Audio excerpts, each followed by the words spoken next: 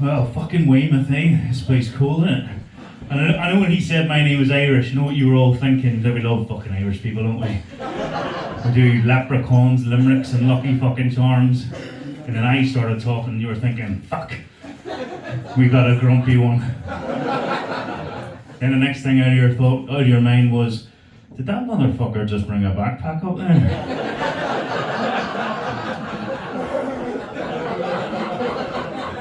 Is he gonna take that with him when he leaves? And what the fuck do you do if I don't?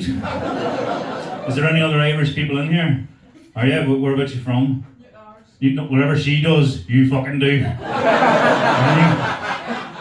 Does anybody want to explain to me what the fuck this balloon shit's all about? Because a measure of what's happening in this room, right? Everyone's wearing them on their head apart from that guy who's wearing it around his fucking neck.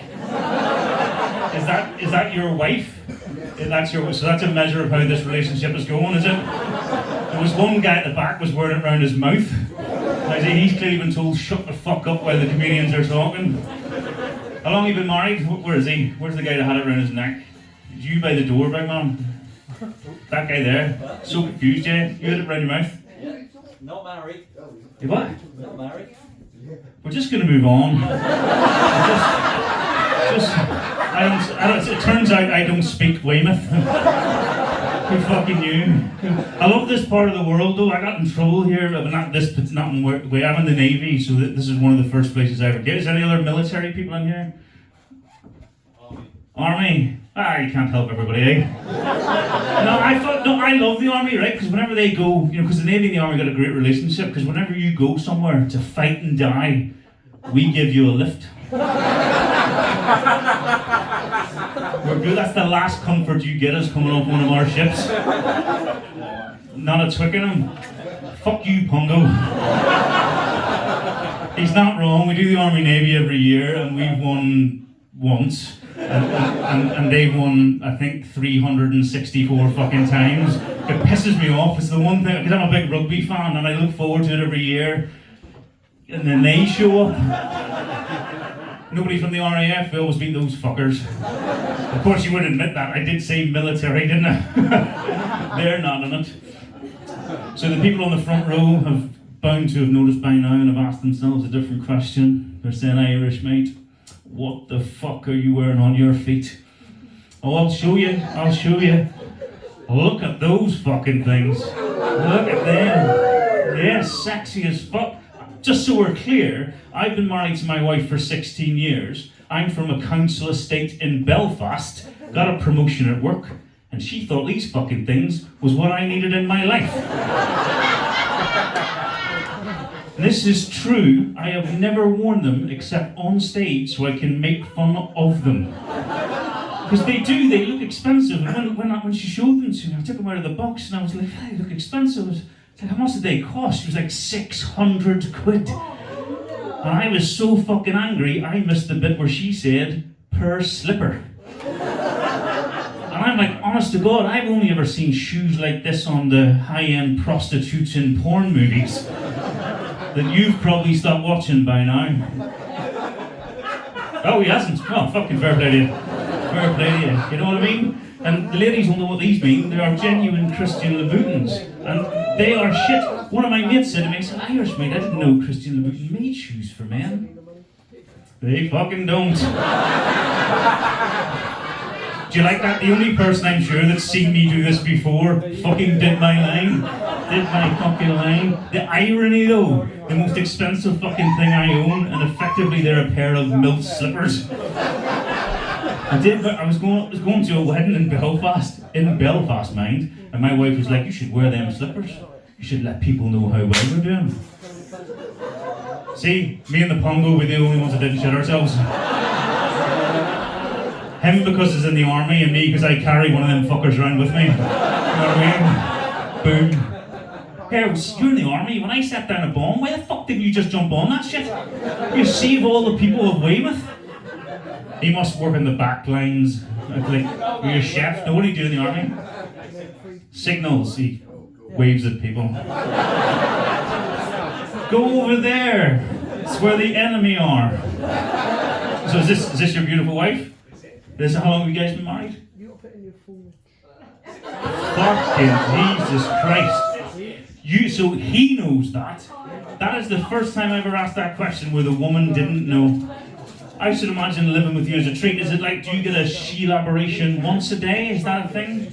Have you heard that word, she-laboration?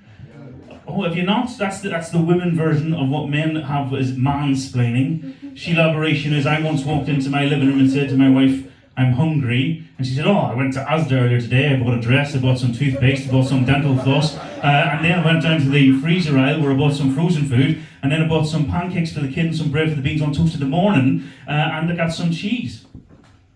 And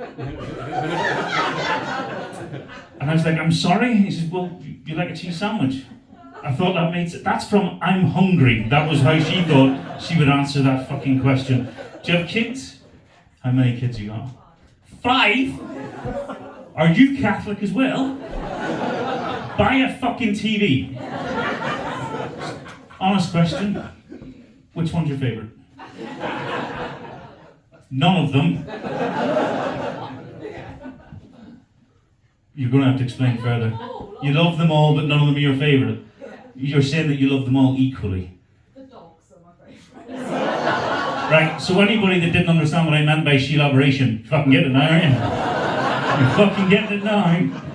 No, I have 3 kids. My youngest is my favourite, and people say that, oh, you can't have a favourite person, and you know, you can't have a favourite kid. It's a load of fucking shit. I've been here 6 minutes. I've already got a favourite person in this room. You. No. You with the blue one on. And the reason I'm pointing you out is because you're quite young, you're fairly pretty, and what we're going to do in a minute is something fucking weird. And I'm just checking because when I said you're fairly pretty, the guy sitting behind you looked at me like he wanted to punch me in the fucking head. Do you know the guy sitting behind you? Please tell me he's not your dad. I'm just fucking joking. Is he your husband/boyfriend? Oh my god, this is getting worse. You're just friends with benefits. He's telling me to shut up. There's something going on here. Do you know these people? What's happening?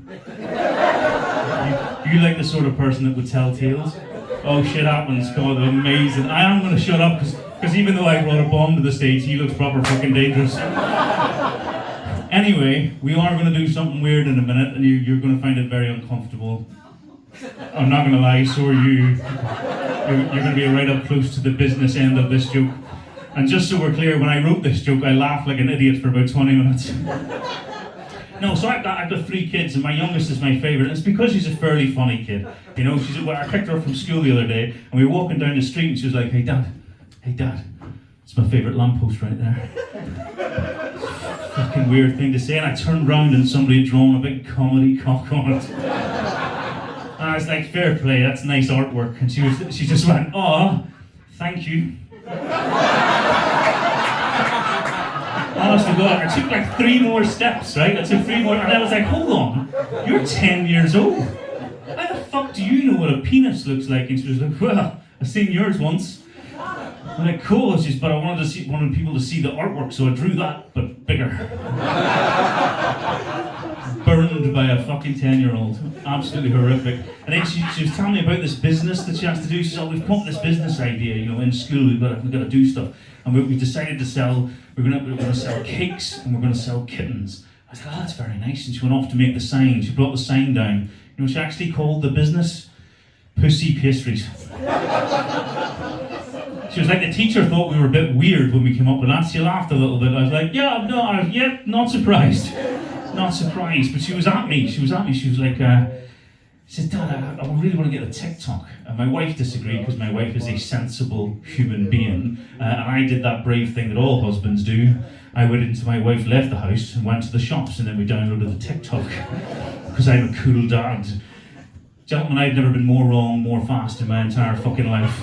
She was literally on the TikTok for like 4 or 5 minutes. I'm sitting at my desk because I was working from home that day, and she goes, hey Dad, high five. And I was like, this is cool, go to high fiver. Slips the high five, punches me straight in the balls. And I sit cross-legged, lads, like you do, so it was ball, chair, fucked.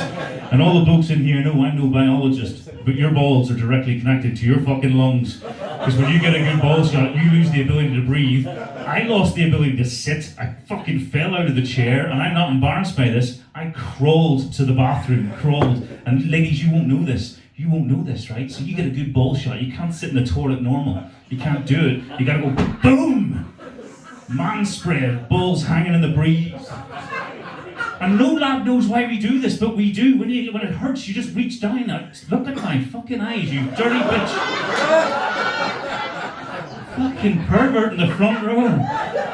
But all the lads know this, right? When they're swinging, you're like, just tapping, making sure they're still. Don't know why we do it. They're obviously still there. And then I hear my wife coming back from the shops, and I'm like, it's time to admit I was wrong. So I walk down the corridor to the living room, and all I hear is, "Hey, Mum, high five." Shit, and that's when I found out that hurts ladies too. Because oh my god, she got her right in the mummy daddy button. I walked in, turns out it's connected to your lungs, my wife's in the fetal position, kids running out the door, laughing her ass off. That lasted about 2 minutes. Hit an old pair of squishy man balls, soft landing spot. Not so much the funny bone, eh? Fucking hell, crack of the wrist. I'm in A&E. 10 minutes later, I've got 4 nurses looking at me. They're like, "So, Mr. McMahon, how did your daughter hurt her wrist?" And I was like on the way down, she fell off her bike, she fell off her bike, she fell off her bike. But under pressure, 4 women looking at me, and a room full of people out loud, I said, "She punched her mum in the pussy." And I shit you not, the lead nurse looked at me and went, "TikTok?" It's a viral video for a reason. Viral video for a reason. And my wife was starting to feel uncomfortable then, right? So she was like, "I'm going to go in with Saoirse, I'm going to go in and get sorted." Comes out, kid had a sprained wrist. Wife comes out, says, "Husband, I've got bad news for you. No sex for 3 months. Again, like the shoes, fucking furious." Now I'm in the Navy, I've not had sex for 3 months before. That wasn't the thing. I've been banging that fanny for 16 fucking years. Not so much as a fucking bruise. I've gone at that thing like an angry woodpecker. Nothing. It was on that day I found out I've got less punching power than a 10-year-old girl. It was a desperate state of affairs. I tell you, so I do this thing, I don't know if you do it, you've got mates that come into your life in the Navy and they leave, they go civvy. I've got this mate who's like 15 years older than me, he's moved back to Northern Ireland now, right? So we're doing that Saturday night phone call, that drunken phone call? You're nearly on. That drunken phone call, you're reminiscing about the 80s and the 90s and the things you used to get up to. And as I come off the phone, not having thinking he was listening to me, he says, hey dad, what's a wank bank? Now young people won't know what it is, because back in the 80s and the 90s, there's the mecca of porn. It wasn't instantaneous, you couldn't just pull it up on your phone. You're looking at me like you've never watched porn in your life.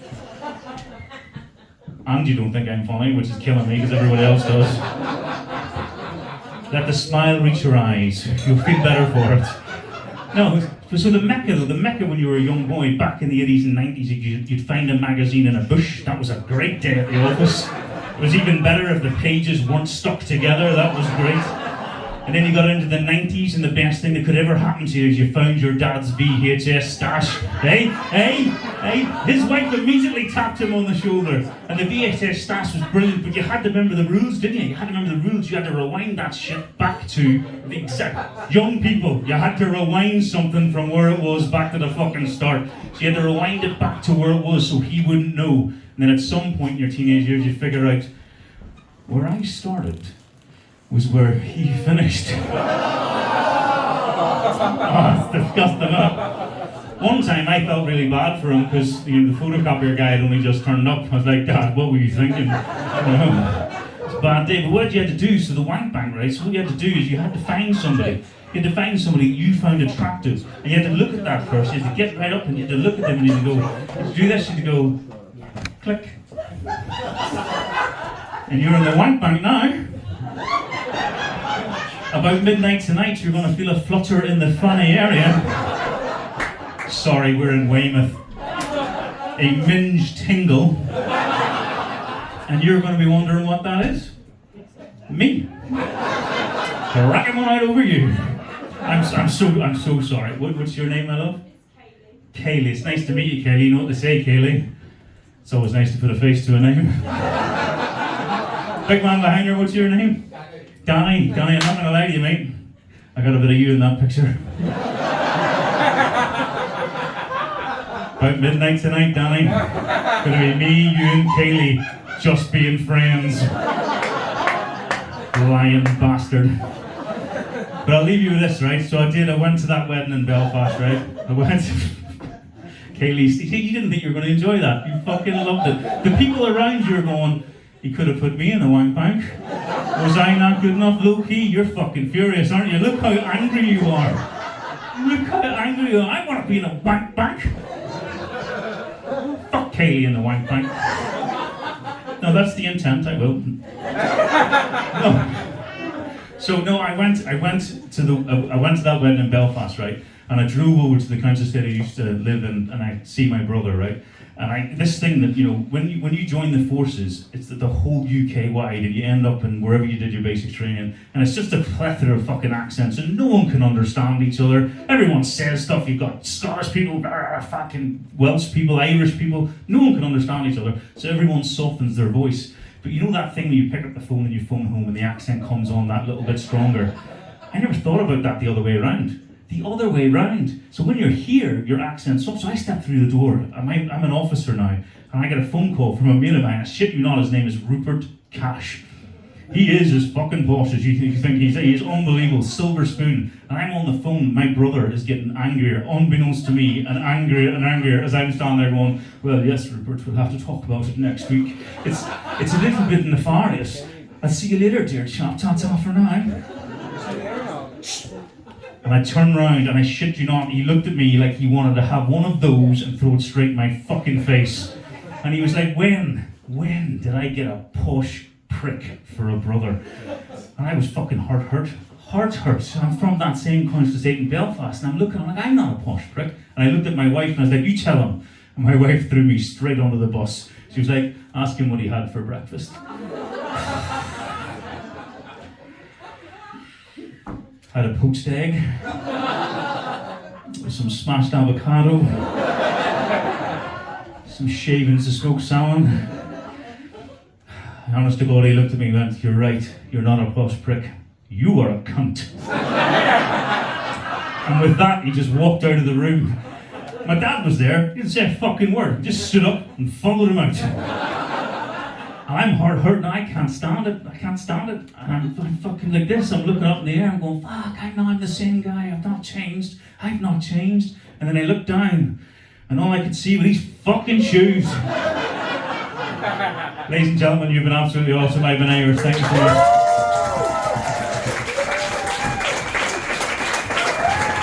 Give it up for Irish! Hey! And